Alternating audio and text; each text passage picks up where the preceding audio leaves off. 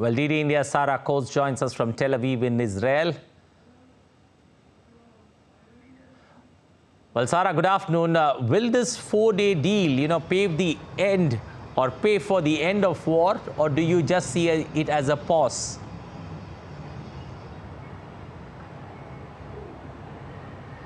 Hello there. Well, look, we do understand there is a maximum time frame on this pause, this ceasefire. It will be a maximum of 10 days. Now, during that 10 days, we could expect to see two different stages.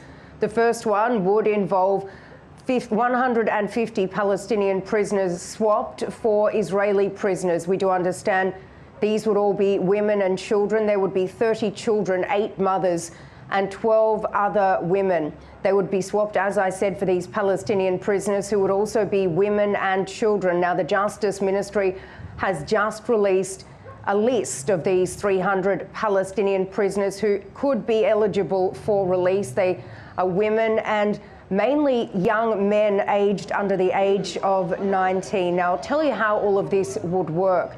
Firstly, there would be this 4-day ceasefire. There would be no aerial traffic in the sky above the Gaza Strip for that period, except for a 6-day window every day when drones and other aircraft can fly over the northern part of the Strip for surveillance. Now, these people would be handed by Hamas over to the International Red Cross. They would then be given to an Israeli military official who would then transfer these people to a hospital for very detailed checkups, given the amount of time that they've been held there in the Strip for. Now, after that, they'd be taken to a more isolated medical facility where they'd be reunited with their families. And then there would be a team of specialists that would come in to assess them to see whether they are able to potentially do some sort of a debrief to give more intelligence on the situation where these other hostages are being held. But look, if they are not deemed fit to do so, this will not happen. And this second stage would basically be the same as the first stage. It is because Israel believes, and Hamas says rather, that there are a number of women and children who are in the Strip who won't be included in this first stage, who are unknown. Their whereabouts is unknown, and they are thought to be being held by other Palestinian factions like Palestinian Islamic Jihad.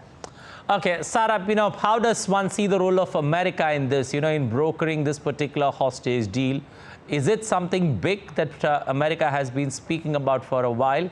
And now that we've seen a 4-day pause, do you see this being a big achievement there for the American administration?